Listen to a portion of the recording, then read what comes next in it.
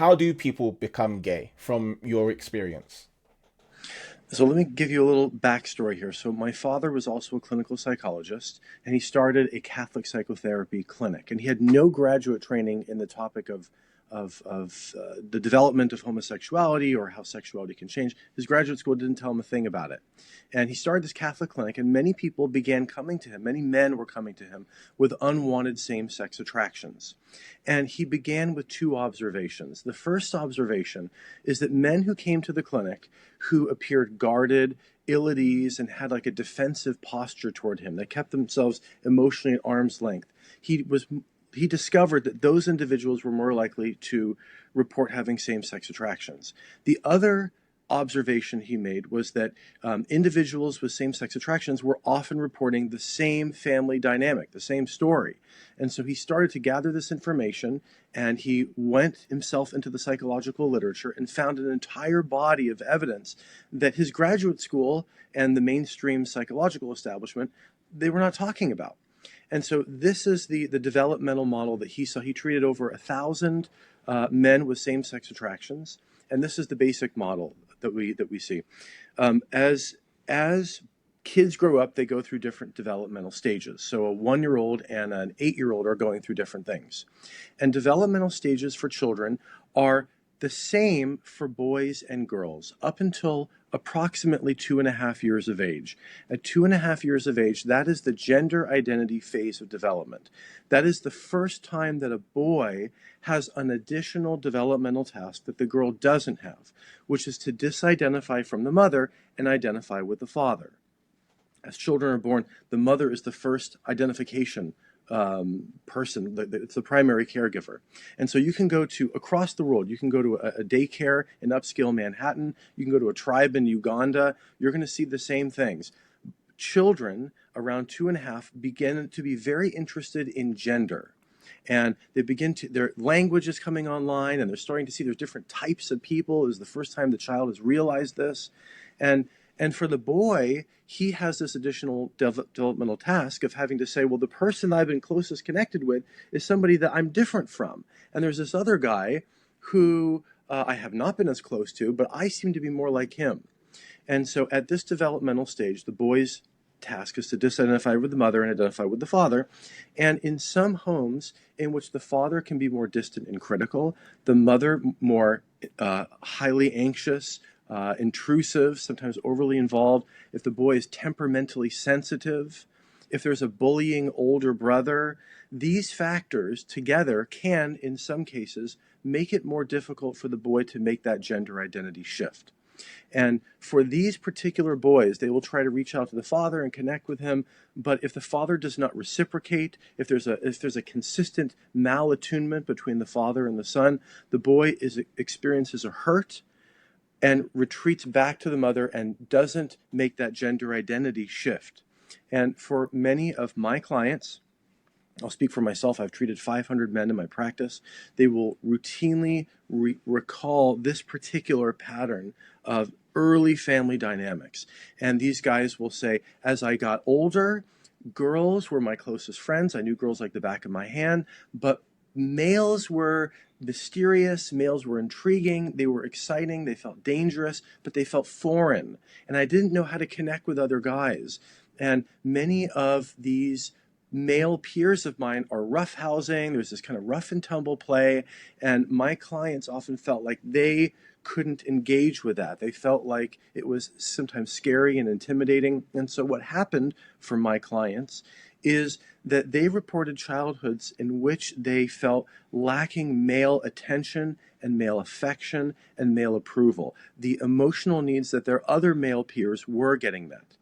And give it a few more years, and then eventually early puberty begins. And where do these boys' sexual attractions gravitate to? Not to females who they see as safe and familiar, but toward males who they experience as exciting and intriguing and exotic. And the attractions often go toward these males. And many of my clients will say, I tried to pray that these feelings would go away. I tried ignoring them. I tried forcing myself to be attracted to girls. I tried different things, but these underlying feelings, these cravings for male attention, affection, and approval, these needs I've had for so long, they never truly went away. And many of these individuals go to therapists, they go to clinical psychologists like myself. And what the psychologist will typically say is, you were born this way. You have no choice. It's genetic. There's nothing you can do. Your only option is to basically embrace this and celebrate it. And if your religion has a problem with this, then the problem is with your religion.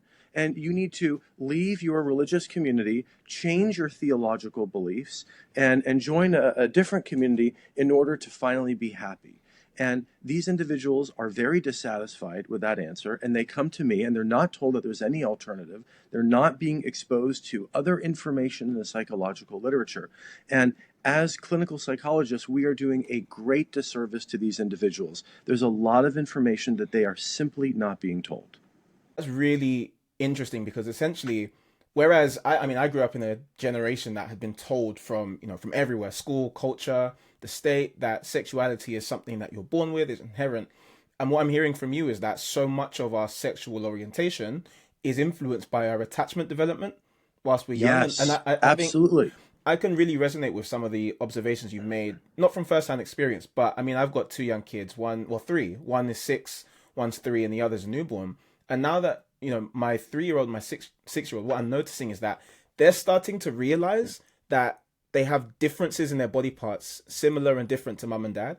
So like my daughter, for example, my daughter was trying to, I guess, belly button feed our baby a couple of weeks ago because she realizes, I guess I've got this thing that mummy uses to feed, her little brother. And my son, for example, when he hurts himself where the sun doesn't shine, he's able to kind of point to me and gesture. And I'm noticing those differences that I didn't see a couple of years ago. And as you mentioned, that 2-year-old stage is quite key. So I know when a lot of people talk about the first time they noticed sexual desires or sexual attraction towards the same sex in particular, I find that the two stages they most often talk about, one is that kind of really young, like 3, 4, 5, almost like I'm thinking, how could you know sexual attraction at that? It just doesn't make sense to me unless you'd been influenced that way or influenced to thinking that way by someone, or that early teen, so kind of puberty kicking in, that kind of stage. Is there a reason for that based on what you've observed? Those are excellent observations. And yes, many people will say, I was born with these attractions. I've had them since I was born. Well, the truth is, no one remembers being born. So we can't remember that. Now, the person may say, I felt different on a gendered level. I felt different from others as long as I can remember. Well, as long as we can remember is right around 2 years old. And that's the gender identity phase of development. And so, yes, as long as they can consciously remember, and we're going really early here, but yes, people can have some memories of being 2 years old. And that is the gender identity phase. And so it may not have been in terms of sexuality, but in terms of gendered development. My clients will sometimes report, yes, as early as I can remember, even from those early ages, I remember not feeling like a male among males. I felt like there was something different about me. And so, yes, the gender identity really peaks if there's around 2.5 years of age. And then later on, sexuality will develop around, sexual awareness will start to develop for males around 14, unless there's sexual abuse. Now, sexual abuse throws another component into all this. So we've talked about distant detached fathers, critical fathers, over-involved, higher anxiety mothers, temperamental sensitivity for boys, bullying older brothers, but another factor could be sexual abuse, especially when the sexual abuse comes from a trusted caregiver. So when a trusted caregiver gives an emotional need that the child needs, for example, attention, affection, approval, and then wins over the child's trust, and then eventually pairs that trust and that trusting relationship with sexuality, that can create a confusing mix for the child.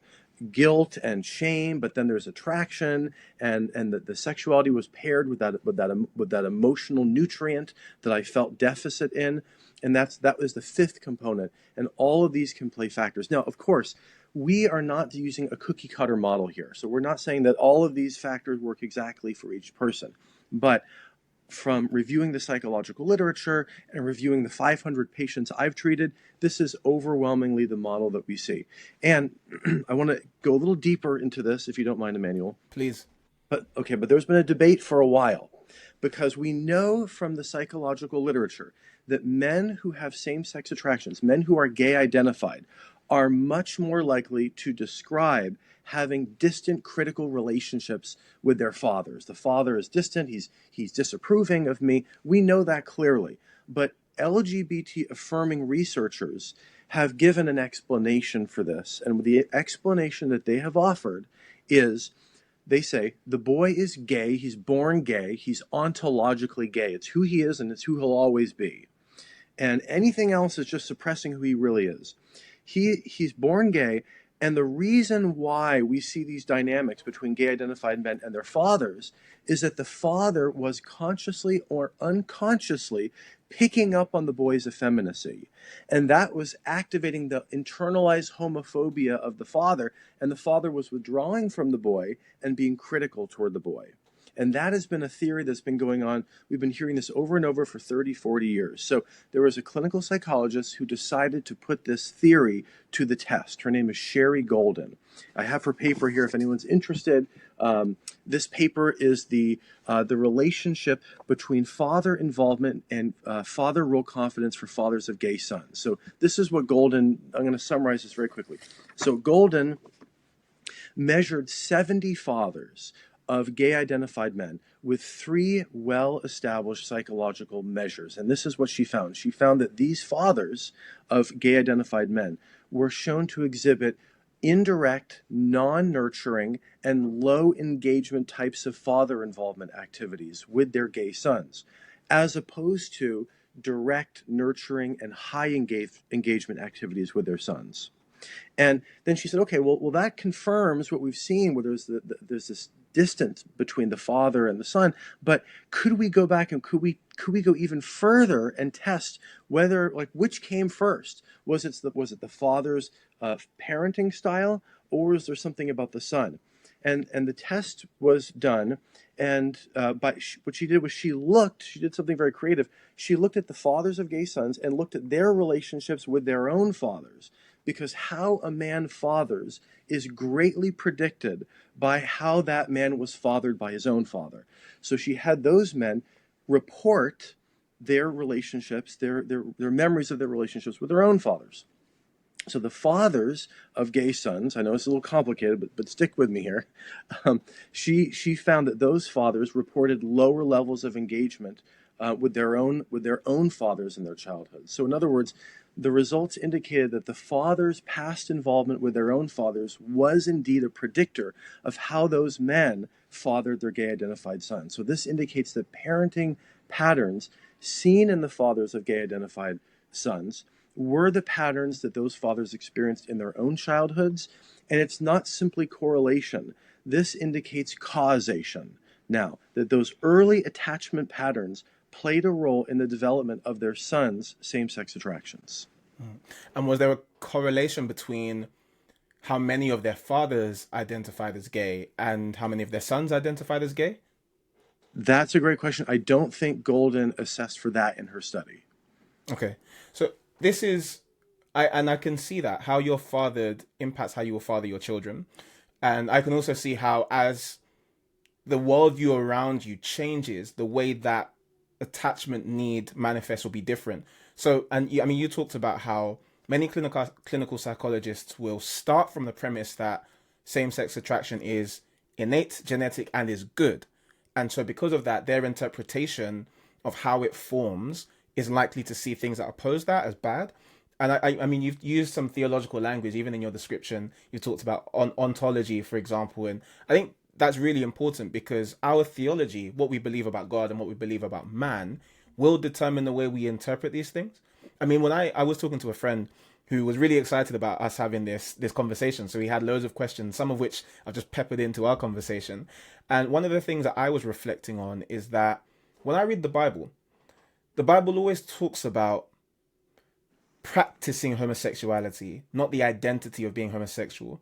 And so I think the worldview of of God and of the authors of the Bible see the practice of homosexuality as a consistent set of, let's say, decisions, or a consistent set of actions, choosing to pursue someone of the same sex or choosing to lie with someone of the same sex.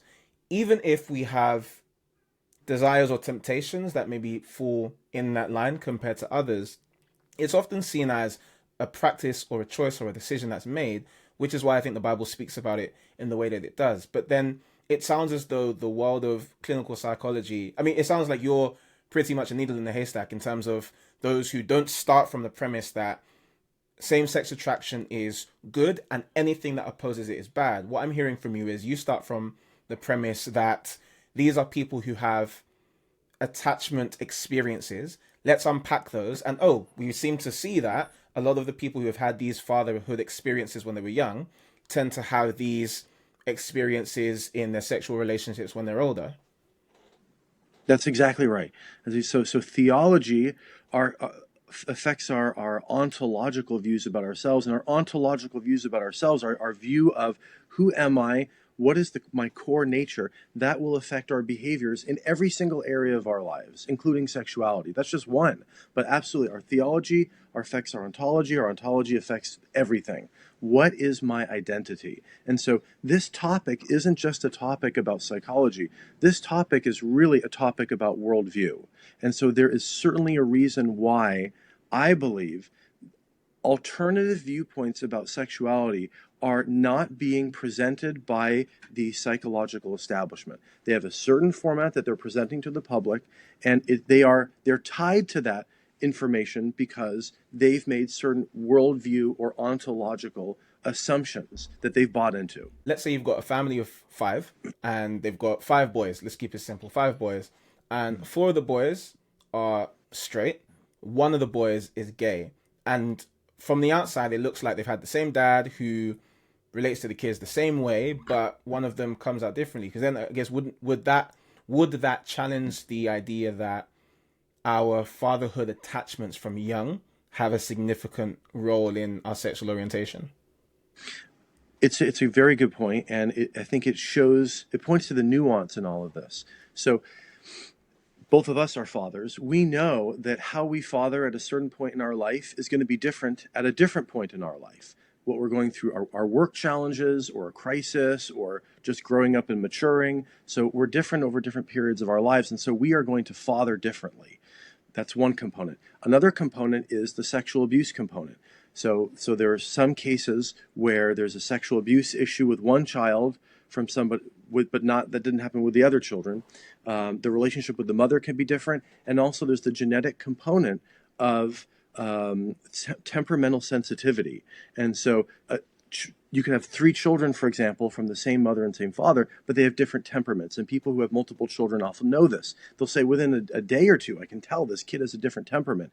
And so one component that may load onto this, it's not a determinant, but it is a factor that could affect things, is temperamental sensitivity. And many of my clients have a temperamental sensitivity, and they were more hurt, more prone to a sense of deep rejection by other males around them than their other male peers. In addition to this, it could also be that many of these individuals had a feared, hostile relationship with the older brother. And so that relationship with the older brother can play a role in exacerbating the younger boy's sense that he's different from other males. There's a lot of research on older brothers of men with same-sex attractions. Yeah, I remember someone saying to me a couple of years ago, well, no, I think my wife saw a tweet a couple of years ago, and it was that we think that our children are born into one family, but every time we have a child, we become a new family, in a sense, and so much changes, like you described. So what role does bullying play in this? I mean, I think when I think about my school experience, so secondary school for me in the UK, maybe high school for my brothers and sisters in the States, but I often saw kids who, I often saw boys who were very effeminate. They wouldn't have said they were same-sex attracted, but they were very effeminate. They spent a lot of time with the girls. They never seemed comfortable kind of chilling with the guys. And because of that, they would get picked on. And I often, as I've got older, I've wondered what was the what were their family experiences or things that kind of led them to come into school and cling to a group, which was then reinforced by the boys seeing them as kind of weird because they spent all their time with the girls. Does bullying play a big part in any of this? Bullying can exacerbate this. So if we have a child who already has low confidence, feels guarded and ill at ease around other males, because we're talking about males right now, let's use that example, and he feels guarded, he feels ill at ease, he's lacking confidence in himself, and he doesn't feel attachment security with other males. If you take that boy and then you add bullying from school onto that, it's going to exacerbate that sense of attachment insecurity that he's going to have. I don't feel like I'm a guy among guys. I feel like males are foreign to me. I feel like masculinity is an attribute that I don't even know how to acquire and cultivate in myself. And so for my clients who describe a childhood like that, they will later eroticize other males, and specifically they will eroticize an assertive attitude in another guy. They're often attracted to men who appear confident and yet relaxed in their bodies, relaxed in their own masculinity, at home in their masculinity. And my clients often report to me an eroticized envy of that attitude. I wish I had that attitude for myself. Many of my clients will say, the kind of guy that I'm attracted to represents the kind of guy I would like to be. He represents the kind of guy I feel like I should be, but I'm not. Or as a couple men in my practice have said to me, the kind of male I am attracted to represents the kind of guy my father wished he'd had as a son. Wow. Well, that took me aback. Wow. So, I mean, 500 men is a lot of men. And of course, we're not saying that you've met and, you talked before about not using a cookie cutter approach, but out of the men that you've worked with, how many of them have not necessarily fit the mold or had the same family experiences that the majority have had? I don't know exactly a small number, and that small number often had something like sexual abuse that was repressed, usually by a family member. That often happens. Some of my clients will experience same-sex attractions it's like a mode that they go into. They're mostly heterosexual. Some men have nicknamed this heteroflexible. I'm mostly attracted to women, and then every once in a while, I'll get one of these apps, and I just go act out with a guy. And then it's like, I don't want a relationship with this guy. I don't picture myself sitting down over a candlelit dinner holding hands with this guy. I'm not interested in that. It's like a hookup. It's like a thing I get out of my system, and then I go back to my everyday life. And for many of my clients, for example, the last man I worked with yesterday, my final client, that was him. He has heterosexual attractions, but every once in a while he will act out in a very compulsive way. But he was saying to me, I have no desire for a relationship with these men. I'm not interested in that. But for this particular man I was working with, when he feels very unlikable, when he feels very inadequate, he will, in a kind of spontaneous, compulsive way, go online and act out with a guy who he feels represents what he wants to be, but he is not. And he has sexualized that affection and approval from another man. So in that case, this is a great illustration that sexuality can be a state and not a trait. So John Money, we were talking about earlier, he talked about sexual orientation, which assumes that this is who you are, this is how you'll always be, this is a stable construct that cannot change, and it's ontologically based. Well, there's many examples of people who see sexuality as changing. In fact, public opinion polls are really shifting against the sexual orientation concept that John Money proposed. And more young people are saying, I see my sexuality as flexible. I see it as fluid. We're breaking down this idea that if I have same-sex attractions, I'm always going to be this way. And so it's interesting how generations are starting to shift and move away from the orientation model. Yeah, and I mean, I spoke to my wife about this a couple of days ago about things like when people go to pornography or when people have sex with one night stands and stuff, that often we think it's just like, oh, that person is really attractive, I want to get my hands on her. But actually, more often than not, there's some type of emotional need that the person is just trying to fulfill for themselves. So maybe pornography might help someone feel strong because you've got people performing for you, or because you feel the secrecy or the kind of excitement, the danger, or something along those lines. Or, maybe, I know, for example, in my before I was a Christian, one of the reasons that I wanted to be sexually active before I was sexually active is because I wanted to be able to tell my friends stories. So it wasn't even because I cared about the Yes. women that I was going after or anything. It's like, all these guys are talking about stuff, and when you look back at it, none of them probably had done any of it. But all the guys are talking about stuff. I want stories because I want to be cool, and that's the way to go about it. And these things are not nearly as simplistic or binary as we saw. I mean, we're so much more complex than that. And I think one of the really sad things, but I'm glad in your work you're unpacking this, is that when you just take the approach that same sex attraction is good, anything that opposes it is bad, shut it down, or even the approach that many Christians may take, where they say, same sex attraction is just of the devil, it's bad, shut it down, and don't really look to unpack or explore any of the other attachment needs surrounding that, then you hold people back from so much healing.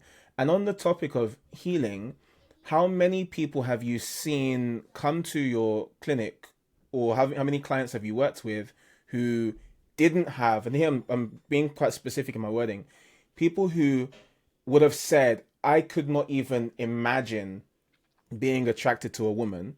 So not people who are heteroflexible, like you said. People are like, nope, I am gay as it comes. And then through the work that you did with them, or just over time, they then started to have natural, organic attraction towards a woman. We've seen that. We've seen where we work on early trauma memories. So in the work that I do, we're not even trying to change the sexuality. We use evidence-based approaches to treat traumatic memories. We're treating traumatic memories. We're helping clients develop attachment security. We call it secure attachment patterns.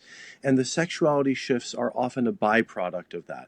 And there are studies that have been done to show this. If anyone is interested, just go to reintegrativetherapy.com, reintegrativetherapy.com. Click on science. You'll see the scientific evidence of this. We're using a trauma method. The sexuality shift is a byproduct. And so we really see that this is about attachment. And when we shift the attachment, the sexuality can often change. Would you describe your work as conversion therapy?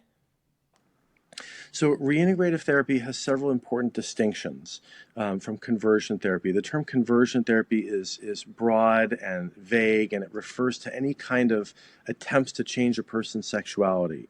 In reintegrative therapy, the client's in the driver's seat. The client picks his own therapy goals, and we use evidence-based methods to treat trauma. And what we see is that sexuality change is a byproduct rather than a goal. And there are multiple peer-reviewed studies about this. In fact, one's coming out next month on the effectiveness of the reintegrative therapy methods. So reintegrative therapy has these distinctions here, and anyone who is interested can go to reintegrativetherapy.com to find out more, to find out the effects of this treatment approach. A large-scale longitudinal study of 75 men who went through reintegrative therapy found that significant increases in heterosexual attractions and significant decreases in homosexual attractions were statistically significant, and they also found significant improvements in overall emotional well-being. Beyond even what we would see in general psychotherapy. There is a 20% greater improvement in overall psychological well-being. You can find all this information on reintegrativetherapy.com, but the bottom line is, by not trying to change sexuality and just focusing on early trauma, specifically early attachment trauma, the sexual attraction changes are a byproduct. That is the main finding from this study.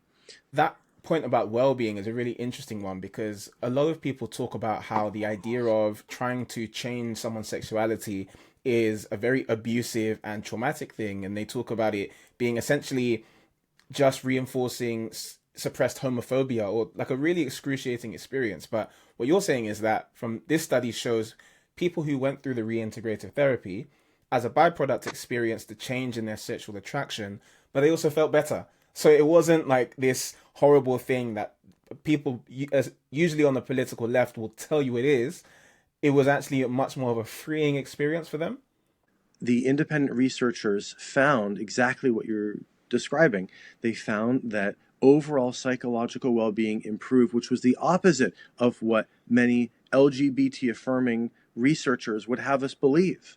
It turned out that no, by treating the early attachment traumas, the sexuality shifted, the well-being improved, psychological distress decreased. These were the actual findings. And people are not being told about this.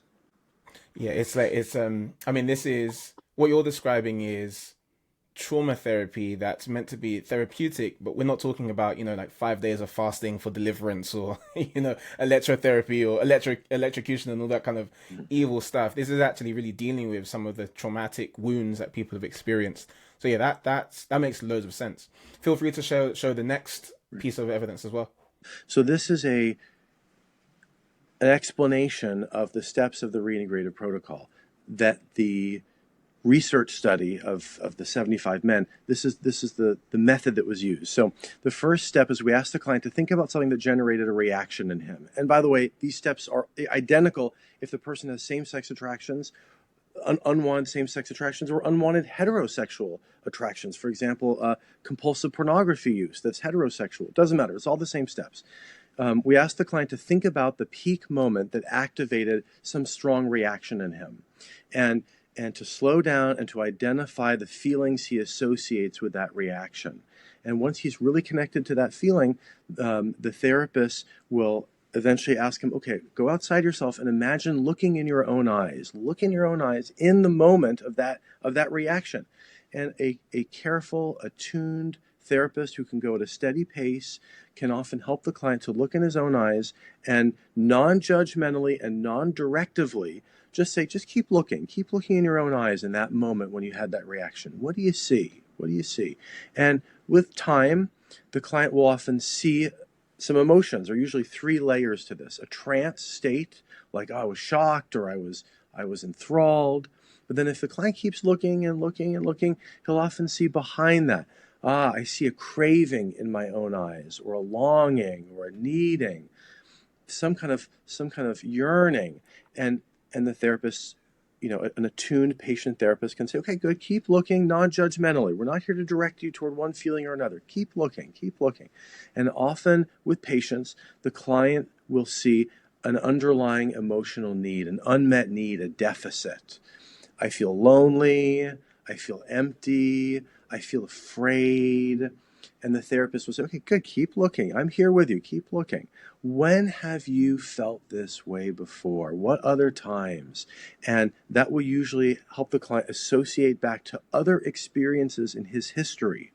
And these memories of neglect or abuse or whatever that was, the therapist is carefully writing them all down, and then when the client is ready, we treat those memories using an evidence-based trauma treatment. There are several that are available that we use. And by treating those trauma memories, then we have the client go back to the original activating event and ask, okay, what is your reaction to that now? And the client's reaction is often significantly reduced. The magnitude of his emotional response decreased without even trying to change his reaction to the initial stimulus. It changed as a byproduct of the trauma reprocessing. That is really helpful to see that overview, because I think a lot of people who are not familiar with what you would do in a session with somebody who's experienced same-sex attraction, other than tell them not to feel that way, I think this is really helpful and can be transferable, like you said, to other unwanted, I think you used the term unwanted feelings or unwanted desires. Yes, exactly. Perfect. That's exactly it. So many people, especially in the UK, in a lot of evangelical churches, there's this conversation going on about how we give pastoral care to people who've experienced same-sex attraction. A very common idea, I've heard it in so many different places, so many different churches, is the idea that people who have come to Christ and have experienced same-sex attraction, we need to support them as they commit to a life of celibacy. There's no way that they, for example, would be able to have a heterosexual monogamous marriage, and so they have to devote themselves to a life of celibacy. If someone like that came to you, what would you say to them? I'm a big believer in the notion that psychologists are not moral arbiters. It's not our place to tell the client what his religious belief should be. So many of my clients who are religious do come in with that conflict, and when they do go back to their pastors, and they are often relieved to find out that their pastors will say heterosexuality is not a requirement to be a Christian. And there are plenty of verses in the Bible about how for some people being celibate is their calling, and there's nothing necessarily wrong with that. So that's one component to answer your question. There's another component where some individuals will discover over the course of therapy that they are not exploring heterosexuality because they have a deep fear of being close to women. And this is certainly not all of my clients. This is I don't know how many, but there are clients who have a deep fear of getting close to a woman, and my clients have a fear that if they will get close to a woman, then the woman will eventually become disappointed in them. That the woman will feel like, oh, that's all you are? You're not masculine enough for me. And that would be crushing for my clients. I'm a failure as a male. I'm inadequate. I can't give this woman what she needs. She wants to be protected, and she wants to be pursued, and I don't feel like I have it in me. And my deepest fear is that I will try to pursue her, and it won't work out, and it'll confirm my deepest fears about myself. I really am inadequate in my maleness. And so many of my clients don't even open up the possibility of heterosexuality because of that fear, and they're not willing to challenge or test their self-limiting beliefs. That is different from a person who, with thought and prayer, decided, no, celibacy is for me. We're talking about people whose fears are making their decisions for them. And in that case, yeah, an attuned therapist can help the client without pressuring him or pushing him to try to change his sexuality, but to face his fears, to face his self-limiting beliefs, and to examine his assumptions about women. Many of my clients have an exaggerated fear in which they believe that women are more emotionally fragile than women really are. And that is because many of my clients spent their childhoods trying to take care of the needs of their fragile mothers. And so when they think about the prospect of a committed relationship with a woman, that feels scary, and they feel engulfed. That's an engulfment fear that they have. And so their work in therapy is to face those fears. And now, if after facing those fears, they say, I've decided I actually want to be celibate. Okay, fine. Then their fears are not making their decisions for them. All psychotherapy can do is, it's not telling people what their morality should be, but it can help them face their fears and their self-limiting beliefs. Yeah, and I mean, I think about psychology as one of the ways that the Holy Spirit can work in a believer. Like you think about the process of sanctification. Of course, there's a spiritual element to becoming more like Jesus in every way, but that of course includes the way we think, the way we look at our history, the way we look at our past.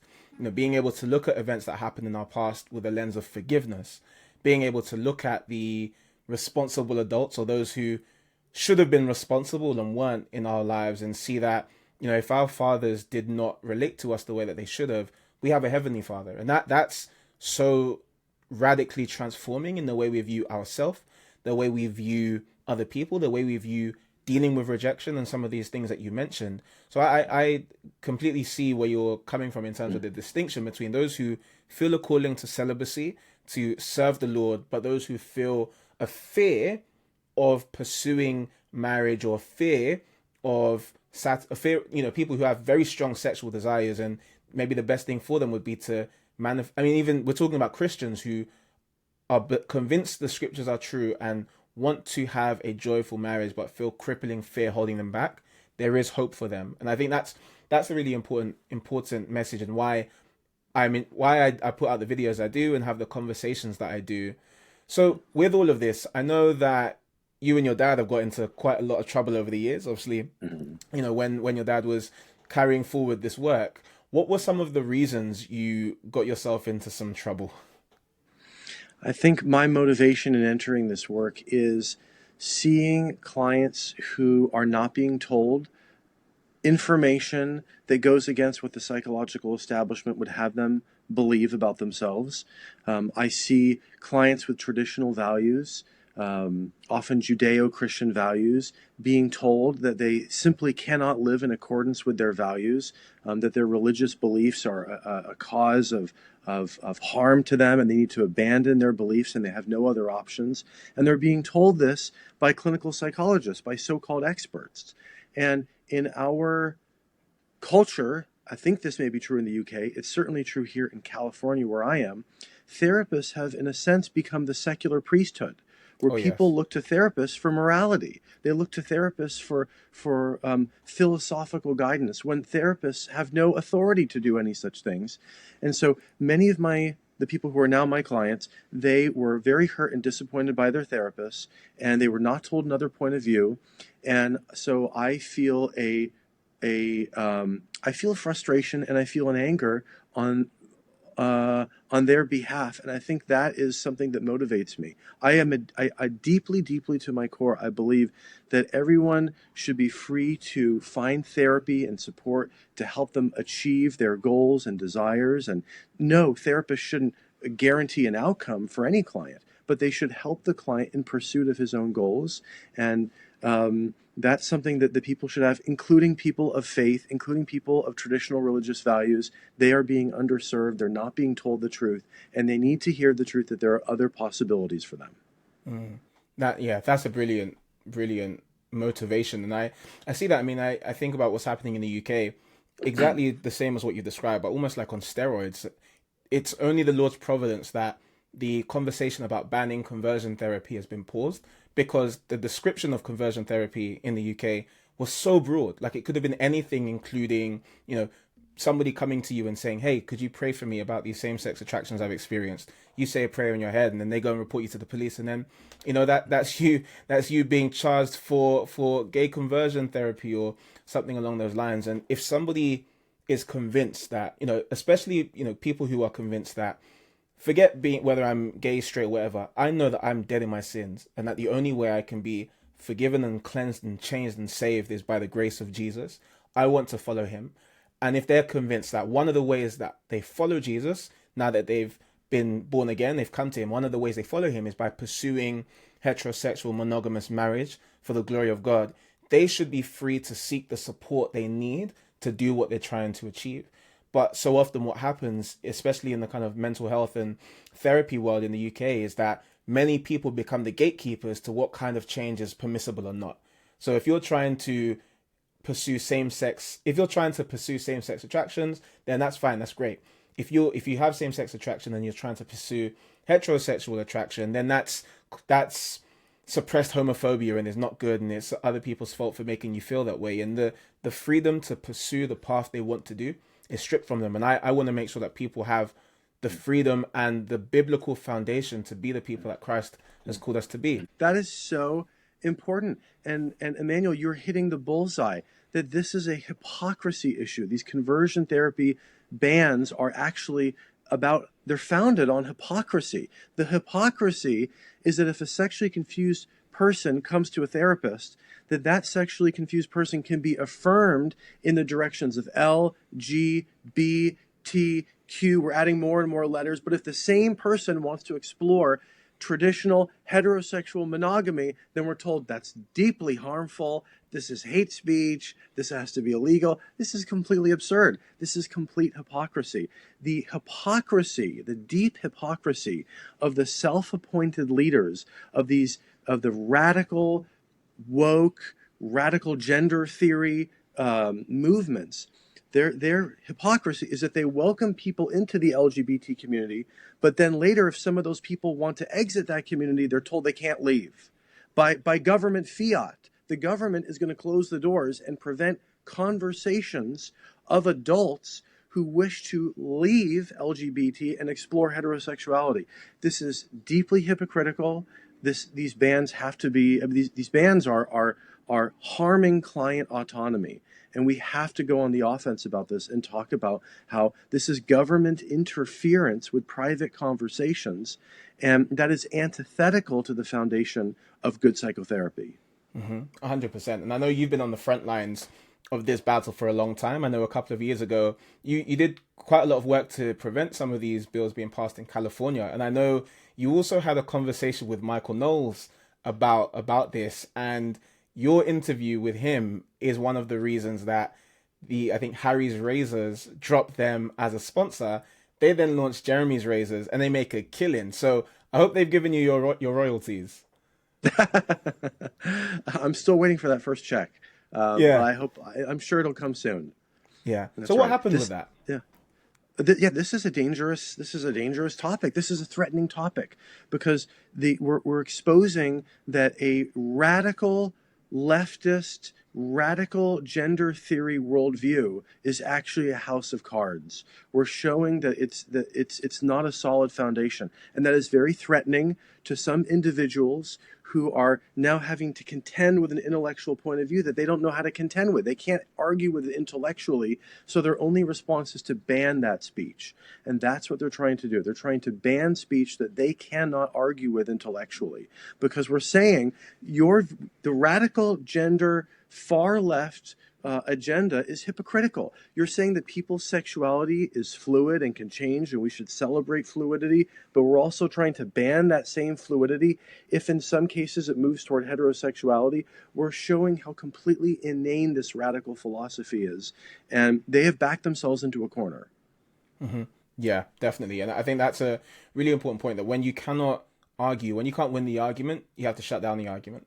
And we That's see right. that happening in so many different places. But God, by God's grace, He'll continue to raise up people that don't bow the knee to bow, essentially, and continue that work from all fronts. I think there's a need for people to pursue this from the pulpit, from a theological position, and I try and come at this from a largely theological perspective. So I'm very explicit about the fact my motivation and my reasoning is purely based on the Word of God. But I do also think there's a need for people like yourself who can spend more time exposing or more time engaging with this from a psychological perspective, because there are various things about people who need help in that way and the kind of techniques that you're doing. So I think a 360 response is really needed to help us as a culture move forward with essentially healthy whole families. And the question I want to kind of finish off on is that I know a lot of the people you deal with, many of your clients, pretty much all of your clients really come to you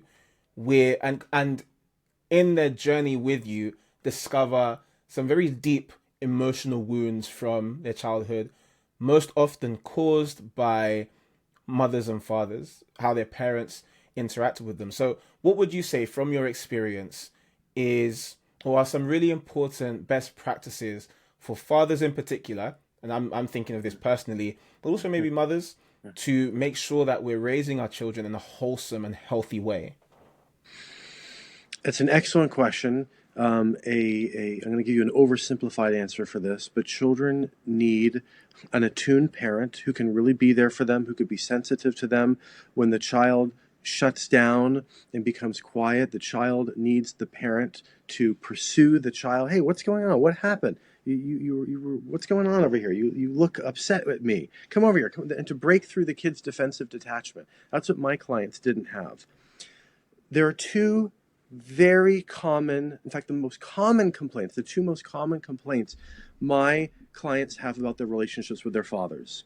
Number one, my father held out a standard for me, explicitly or implicitly, a standard of what it is to be a man, of what my father believes it is to be a good enough man. And simultaneously, my father did not equip me to meet that standard. So he held it out, and he kept holding it out, and he never helped me get there. So the son was left growing up in this sense of frustration that I'm not good enough in my maleness, but my father isn't giving me the equipping that I need. And that may have laid the foundation for what later on became eroticized envy toward other men. So that's one complaint that I hear from my clients. The other complaint I hear from my clients is that when there is a conflict between my father and me, I did not trust that my father had either the ability or the willingness to talk with me about how his actions hurt me. Like we weren't even able to have a conversation about it. He wasn't available to do that. So I felt like I was in a total no-win with my father. And so many of my clients experience this milieu in which they grew up in with their fathers, and that gave them this deep and abiding sense that I am not enough in my maleness. There's something that's not okay, and I can't do anything about it. So that's one thing with relationships with my clients and their fathers. In terms of parenting in general, we're seeing an entirely new epidemic with smartphones that's changing the relationship of the parent and the child. And so a lot of parents, particularly of young children, are in a well-meaning way, they're just saying, oh, what time is it? Let me pull my cell phone out to know what time it is. Oh, okay. Now, oh, I got a text message. Let me open the text message. Oh, there's a reaction. Oh, guilty as charged. Guilty as we all are. And the kid has no clue what this is. From the child's perspective, you took this object out, you were playing with me a moment ago and looking in my eyes, and now you're looking at this, and now you're laughing. I mean, imagine what it's like to be a 2-year-old, right? I mean, how do you make sense of this? And now my father is more interested in this for reasons I can't explain, unpredictably. Now he's laughing, now he's going like this, now he's not that interested. And then he kind of gets out of it and like attunes to me, but I can tell that the connection isn't there. The child cannot make sense of this. The only way that the child can come to a semblance of an understanding is there must be something about me that is not that interesting, because the kid can't make any other meaning of this. So my father's connected. Now apparently something is more interesting to him than me, and it's like attune, malatune, attune, malatune. And I'm not giving like an explanation. There's no predictability. We're talking about attachment here today. That's the theme of our conversation today, early childhood attachments. And the cell phones are creating a major disruption. And what we're really doing is we're doing a global experiment that we're not even going to find the results of until 20 years from now. But I strongly predict that this cell phone thing is going to have a problem. And there's a lot of new evidence about this that you can find about how early cell phone use, even for children, is increasing their anxiety and their depression, even their suicidality. It's skyrocketing. But we haven't really gotten to the point where we see what the impact is of infants, of children like 0 to 5, who are formulating attachment and attachment security. This is going to be a major disruption that we're going to have to wait 20 years, unfortunately, to find out what the effects were. But it's probably not good.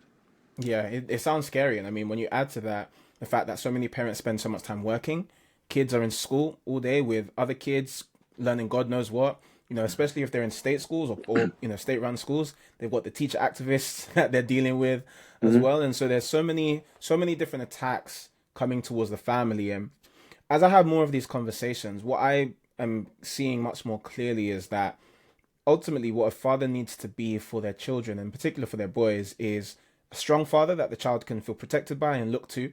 But to balance that, needs to be loving and caring so that you don't feel like a tyrant, but you feel like a protector.